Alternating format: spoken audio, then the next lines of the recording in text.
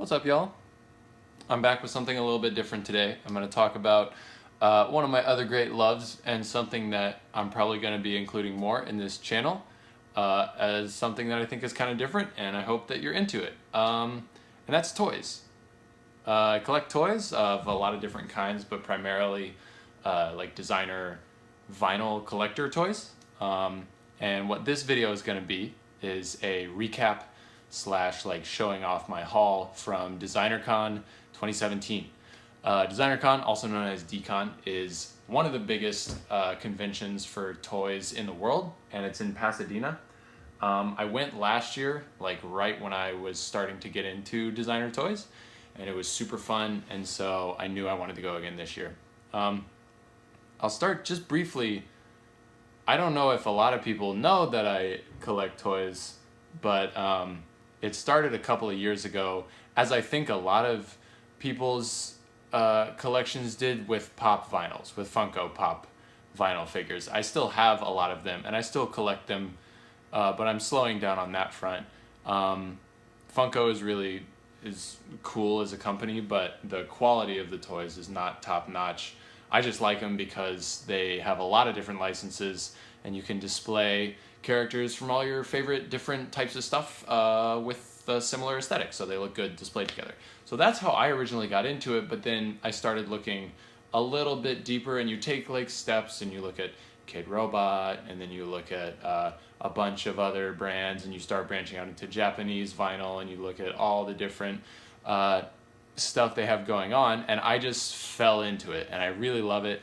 And I think it's because a lot of it plays on the nostalgia of our generation. A lot of us are kids from the 80s and 90s who are now grown up, and we have our own money to spend on the toys that we wanted when we were that age in those years. So a lot of it harkens back to stuff like He-Man and Thundercats, and then especially Japanese-inspired stuff like Godzilla and Ultraman and kaiju films like that is particularly a lot of my favorite stuff.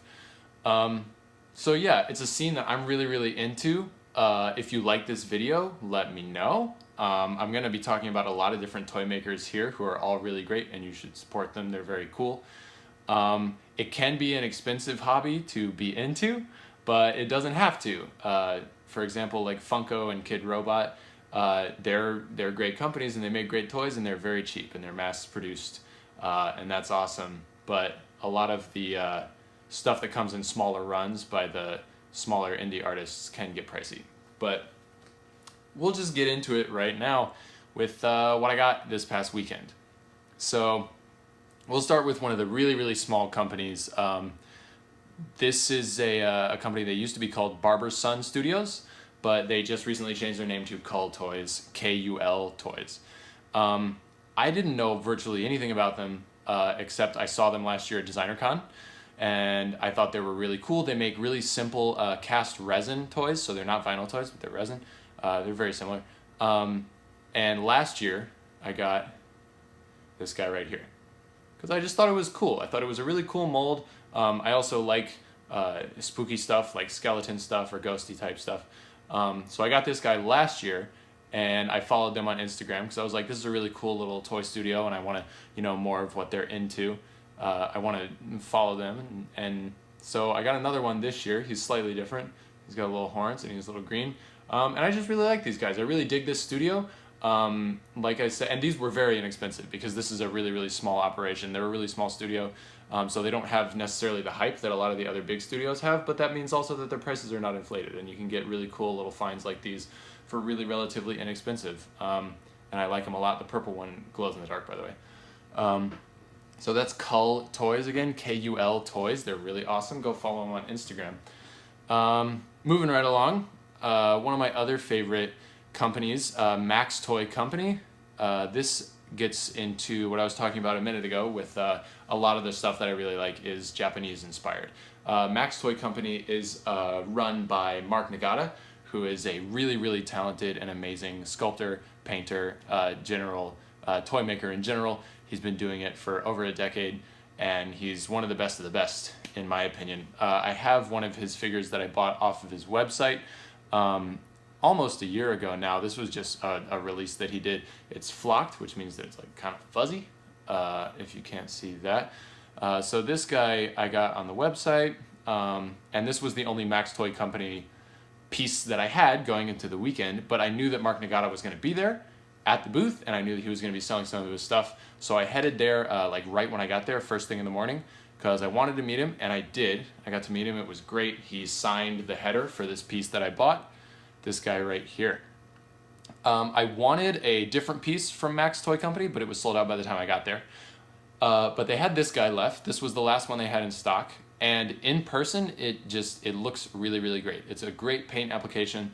It's also glow-in-the-dark vinyl, so it glows in the dark, which is very cool.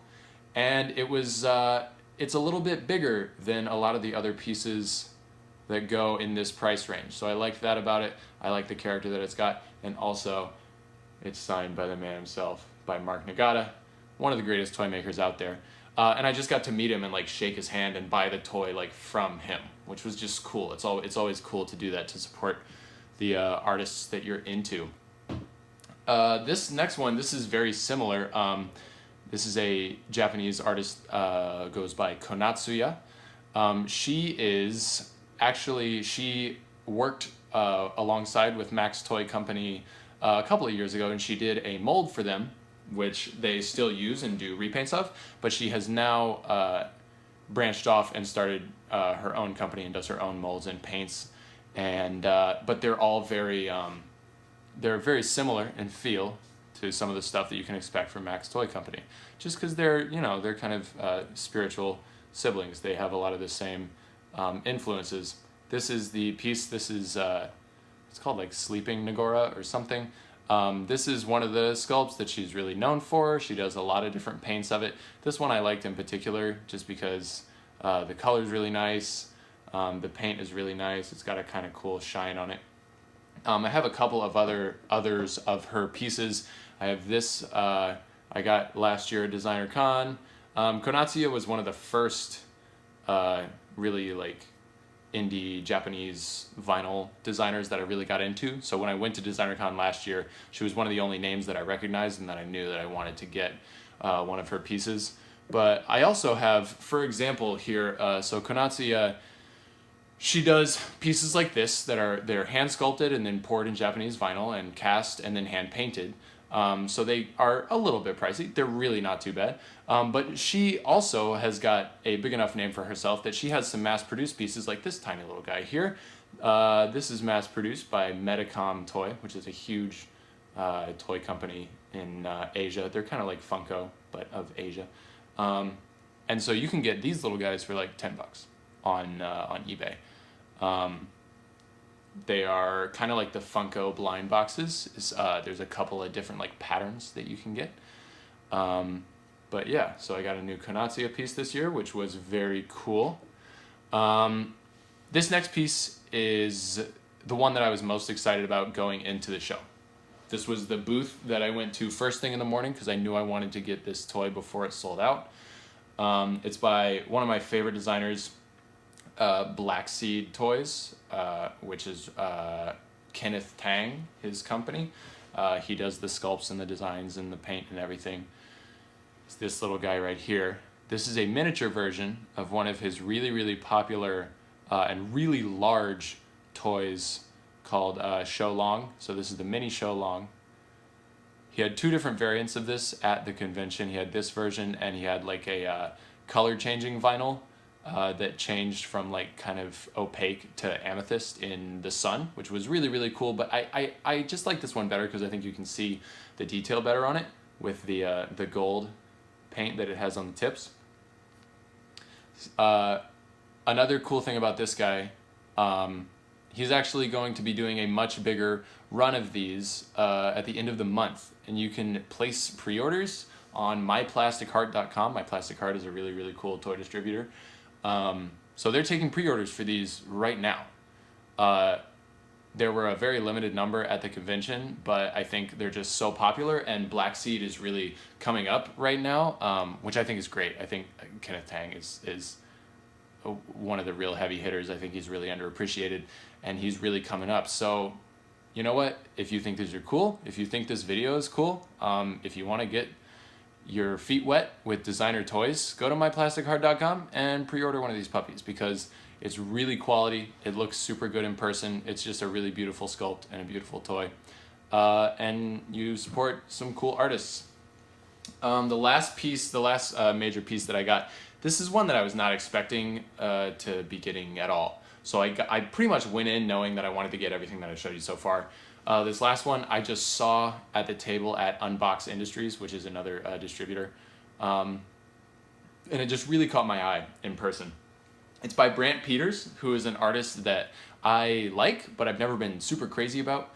But when I saw this piece in person, specifically, it blew my mind. This is Orion by Brandt Peters, distributed by Unbox Industries. And it just, the video doesn't do it justice. It looks absolutely incredible in person. He's got another little creepy face there on the back. And like I said earlier, I also just like creepy stuff, like skeleton stuff and ghosts and mummies and all that sort of stuff. So this was just a really, really cool piece for me. I walked past it during the convention, and at the end of the day, I couldn't stop thinking about it. I was like, that was just a really cool piece. It looked so good. And I had some money left over, so I decided to head back, and this guy was the last purchase I made. He has a couple different points of articulation. The snakes move, and then the arms as a whole move. And then his head actually will turn all the way around if you want. Have that other little head. Also, he glows in the dark as well. And just like the paint application on the snake heads, it's sort of metallic-y. It's really, really awesome. So this guy was a really nice surprise for me at the convention. One of my favorite pieces that I got, for sure. Going into the convention this year, I really wanted this year to be the year that I was able to buy like a nice big statement piece, like a great vanity piece. But number one, I'm shorter on funds right now than I thought I would be at this time of year. And also there were just so many really, really awesome little figures that I wanted. And if I had decided to get one big piece, then I wouldn't have been able to get all the cool little stuff that I got. So I'm really, really satisfied with my haul. Also, there just weren't any really huge, crazy pieces this year that I wanted super, super bad. I mean, obviously, I'm a huge fan of Paul Kaiju. He's one of the biggest names out there. But I wasn't nuts about any of his pieces that he had there for show this year.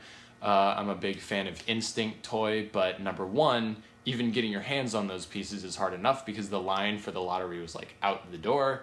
And those pieces are also, they get very pricey, but they're quality. They have a King Corpse. Their King Corpse figure is one of the greatest toys out there right now. Look up all these names if you like what I'm talking about, if you think it's cool, if you're interested in learning more. Also, my favorite toy artist, Takahiro Komuro, was not there at all this year. He didn't have any pieces, which was a bummer, but he's very busy. He's designing new toys. I follow him on Instagram, so he's got something new coming out soon. So looking forward to that. I had an amazing time at Designercon. I also bought a couple of pins and some just like stickers and stuff. It's my favorite time of year. So let me know what you guys think.